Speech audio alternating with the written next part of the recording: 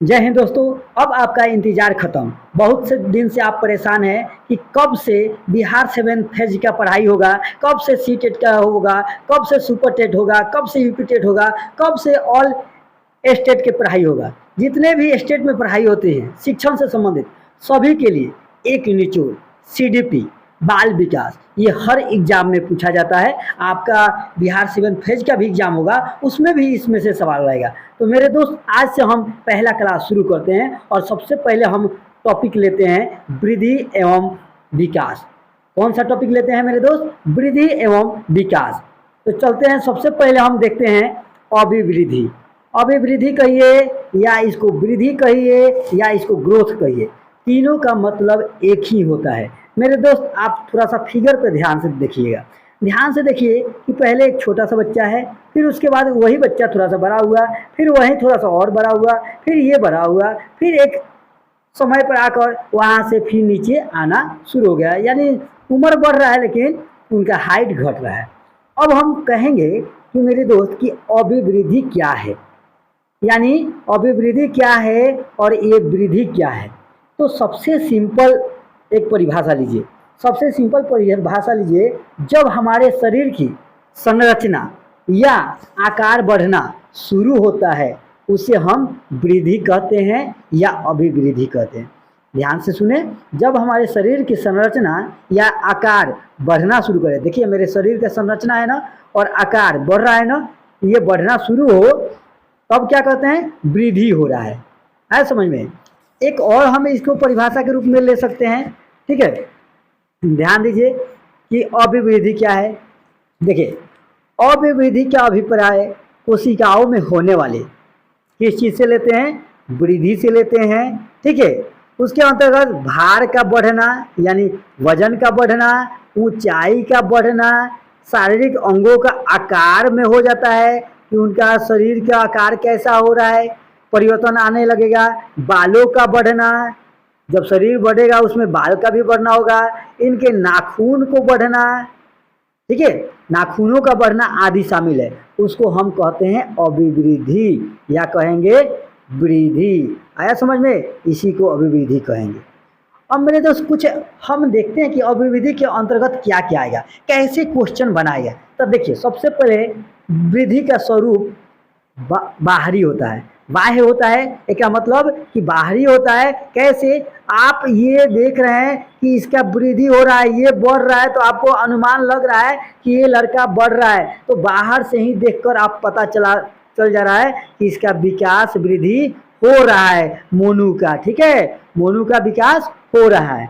आगे फिर देखते हैं कि वृद्धि कुछ समय के बाद रुक जाती है। कहने का मतलब देखिए, ये है छोटा बच्चा, फिर ये बड़ा हुआ, फिर ये बड़ा हुआ, फिर ये बड़ा हुआ। अब इसके मतलब ये नहीं कि ये बढ़ते बढ़ते यहाँ तक चला जाएगा, ये बढ़ते बढ़ते यहीं तक जाएगा, इसके बाद में इसका एक विकास वृद्धि रुक जाएगा, अब इसके आगे नहीं बढ़ेगा। तो इससे भी आप पहचान सकते हैं कि ये वृद्धि का परिभाषा है, ठीक है। तो अब वृद्धि के परिभाषा में उदाहरण कैसे दीजिए? जैसे लंबाई का बढ़ना, ठीक है, चाहे चौड़ाई का बढ़ना, एक निश्चित समय पर जाकर ये रुक जाता है, ठीक। नेक्स्ट देखते हैं कि वृद्धि में अगला पॉइंट क्या बनता है। तो अगला पॉइंट बनता है मेरे दोस्त कि वृद्धि क्रम के अनुसार नहीं चलती। ये नहीं कि ये ऐसे चला, फिर ऐसे चला, फिर ऐसे चला, ऐसे चला, ये तो चलता ही है। लेकिन कभी होता है कि जैसे हाइट बढ़ा फिर वजन बढ़ जाएगा, फिर हाइट बढ़ा तो कभी वजन घट जाएगा, कभी ज़्यादा बढ़ जाएगा, कभी थोड़ा सा बढ़ेगा। तो ये क्रम के अनुसार नहीं चलता है। जैसे उदाहरण में ले लीजिए, कभी हमारी लंबाई बढ़ती है तो कभी हमारा भार बढ़ता है। आगे समझ में? आगे लिखते हैं कि जो वृद्धि है, ये अभिवृद्धि है, दिशाहीन होते हैं। क्या होते हैं मेरे दोस्त? दिशाहीन, ठीक है। मतलब क्या? ये किधर बढ़ेगा इसको खुद पता नहीं चलेगा, कभी इधर बढ़ेगा तो कभी इधर बढ़ेगा तो कभी इधर होगा।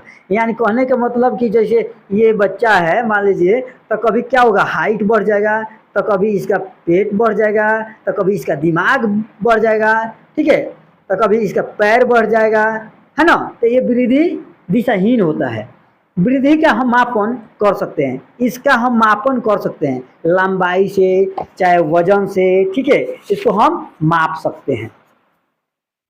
वृद्धि केवल परिमाणात्मक होता है। क्या होता है मेरे दोस्त? वृद्धि केवल परिमाणात्मक होता है। ध्यान दीजिएगा, ये जरूर पूछता है सवाल कि वृद्धि क्या होता है, तो लिख दीजिएगा परिमाणात्मक होता है। क्या होता है मेरे दोस्त? परिमाणात्मक होता है। ठीक है, परिमाणात्मक होता है। लेकिन यही पूछ दे कि क्या वृद्धि गुणात्मक होता है, तो नहीं मेरे दोस्त, वृद्धि गुणात्मक नहीं होता है। ठीक है, अब देखते हैं, वृद्धि जीव कोशियों पर आधारित रहता है। किस पे रहता है? वृद्धि जीव कोशियों पर आधारित होता है, क्योंकि हमारे शरीर में बहुत सारी कोशिकाएं होती है जो शरीर का निर्माण करता है। ठीक है, वृद्धि होने से विकास भी होता है। क्या हो रहा है कि वृद्धि होने से विकास होता है, लेकिन जरूरी नहीं है। क्यों? क्योंकि जब आदमी मोटा होता जा रहा है तो जरूरी नहीं, जब आदमी मोटा होता जा रहा है तो उसकी वृद्धि हो रही है, परंतु ये जरूरी नहीं कि मोटा होने से उसका क्रियात्मक विकास होगा। कौन सा? क्रियात्मक। ठीक है, जरूरी नहीं कि उसका क्रियात्मक विकास होगा। ठीक, तो ये हमारे किस चीज का परिभाषा हुआ? अभिवृद्धि, वृद्धि के बारे में। तो फिर से ध्यान दीजिए, वृद्धि कुछ समय के बाद रुक जाती है, वृद्धि क्रम के अनुसार नहीं चलती है, वृद्धि दिशाहीन होती है। वृद्धि का हम मापन कर सकते हैं, इसमें वृद्धि केवल परिमाणात्मक होती है। वृद्धि होने से विकास भी हो सकता है, लेकिन जरूरी नहीं कि हमेशा हो। ठीक है, अब हम चलेंगे किधर? विकास की तरफ। अब हम विकास के देखेंगे कि विकास क्या है। बताइए मेरे दोस्त, विकास क्या है? तो विकास की परिभाषा हम दे सकते हैं, जब हमारे मानसिक, कौन चीज? मानसिक। ठीक है, मानसिक के साथ अब हम देखेंगे सामाजिक। क्या देखेंगे? सामाजिक, संवेगात्मक तथा बौद्धिक पक्षों में परिपक्वता आती है, तो उसे हम क्या कहते हैं? विकास कहते हैं। क्या कहते हैं? विकास। अब ये आपका शरीर से नहीं कर रहा है, कह रहा है मानसिक, ये सामाजिक, इसके दिमाग में कितना सामाजिक गुण हो गया, संवेगात्मक कितना हो गया, बौद्धिक कितना सोचता है, परिपक्वता आने लगती है, उसी को हम कहते हैं विकास, डेवलपमेंट। ठीक है, अब विकास का परिभाषा हम देख लेते हैं कि विकास की परिभाषा कैसे दे सकते हैं। तो देखिए मेरे दोस्त, विकास कह सकते हैं, लीजिए देखते हैं विकास के। तो विकास वह है जो क्या कहता है कि व्यक्ति में समग्र परिवर्तन ही विकास है। क्या कहता है? व्यक्ति में समग्र परिवर्तन ही विकास है। यहाँ परिवर्तन से तात्पर्य शारीरिक, मानसिक, संवेगात्मक आदि से। वास्तव में विकास, वास्तव में क्या कहता है? विकास भी अभिवृद्धि का ही योग है। ये जो विकास है किसका योग है? अभिवृद्धि का योग है। विकास के परिणाम स्वरूप प्राणी में नई नई क्या आता है? योग्यताएं। क्या आते हैं मेरे दोस्त? नई नई योग्यताएं आती है। ठीक है, किसके कारण? विकास के कारण। उसमें विशेषताएं हैं, कार्य कुशलताएं प्रदर्शित होती हैं। किससे? तब विकास से ही, यानी डेवलपमेंट से। जैसे क्या कह सकते हैं? हाथ पैर का बढ़ना। जैसे हाथ पैर का बढ़ना, हाथ पैर का बढ़ना, ठीक है, धड़ का बढ़ना आदि अभिवृद्धि है। लेकिन इसके कारण जो शारीरिक और मानसिक कार्य कुशलता उत्पन्न होती है उसको हम क्या कहते हैं? विकास कहते हैं। ठीक, एक हॉरलॉक के अनुसार देखिए, हॉरलॉक क्या कहते हैं? हॉरलॉक विकास की परिभाषा क्या देते हैं? इनके अनुसार विकास क्या है? तो मेरे दोस्त, इनके अनुसार है कि विकास अभिवृद्धि तक ही सीमित नहीं है, इसकी अपेक्षा इसमें परिपक्व अवस्था में लक्ष्य, क्या मेरे दोस्त? लक्ष्य, ठीक है, लक्ष्य और परिवर्तनों का प्रगतिशील क्रम निहित होता है। तो आपको समझ में आ गया होगा मेरे दोस्त।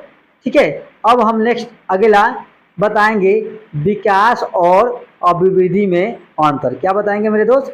विकास और अभिवृद्धि में अंतर हम अगला वीडियो में बताएंगे, क्योंकि ये ज़्यादा लंबा वीडियो हो जाएगा। ठीक है, चलिए, अच्छा लगे तो ज़रूर सब्सक्राइब कीजिएगा, एक दूसरे को शेयर कीजिएगा, और कोई कमी हो तो ज़रूर हमें फीडबैक दीजिएगा कि सर यहाँ सुधार कीजिए।